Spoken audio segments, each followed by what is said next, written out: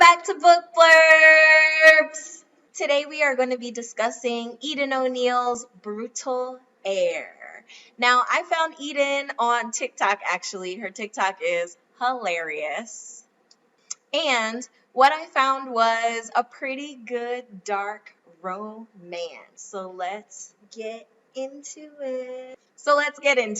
This is the story of Knight and Greer. Greer actually grew up as the daughter of the help in Knight's grandfather's home. We actually meet them at the beginning of the story as children, and Greer is running through the forest. So one thing that Eden does really, really well is great imagery. So you can actually hear the leaves rustling under her feet. You can kind of feel things snagging on her. You can get a sense of her fear. So the tension, the imagery, all of that is there for you right from the beginning. She is being chased by a dog. So this dog has been a menace around the neighborhood, and she is trying to get away, but the dog bites her. And she's trying to get herself as far away as possible, but she thinks she's done for. And here comes Knight and his friend, and they are there to kind of save the day for her. But essentially what happens is she's already super scared, and then with Knight seeing him in that way. So in what way? She's seeing him with a rock in his hand. He smashes the dog, unfortunately, does it in order to save Greer. That is the beginning of their story.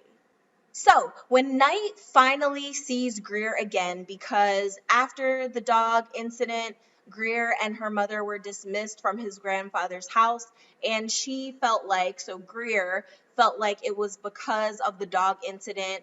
The grandfather didn't like a lot of drama surrounding their family, so she felt they were dismissed because of that. So her mother lost her job, they went through really hard times, and we fast forward to them being at the college level. So Knight is at a party, he's got a cute girl on his arm, and Greer walks up with one of his frat brothers. And as soon as he sees Greer, he knows exactly who she is. He kind of, is tingling all over when he sees her. He's more annoyed that she's with this particular frat brother than anything. So he's doing what he can to A, see if she has an idea of who he is now, and B, to try to get her away from the frat brother.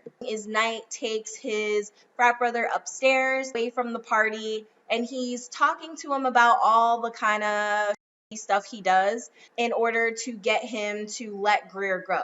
So Greer deserves better than this in his head, definitely better than this guy. So he doesn't want any parts of her being with him.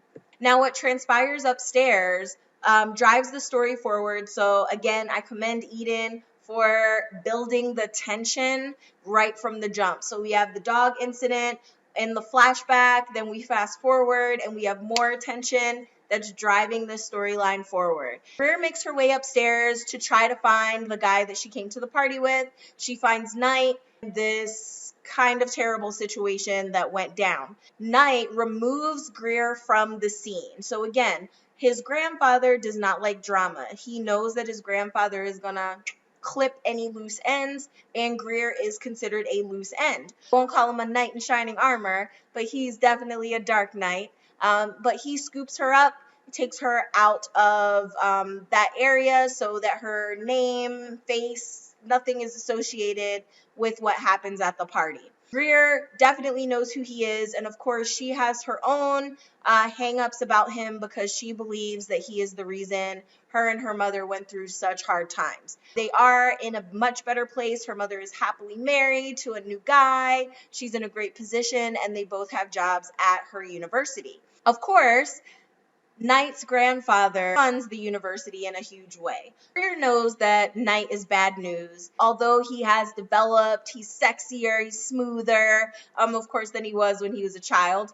But she sees that in him, and she's still putting on the brakes because she knows that he's the reason for their misfortune, her and her mother's misfortune, and how many years they had to dig themselves out of debt, homelessness, things like that they were tackling, so real life problems. Greer being Greer starts to try to crack the surface. She's trying to crack the shell so she can get in there and see what's going on. Knight's not too happy about that, but he does eventually let her in a little bit.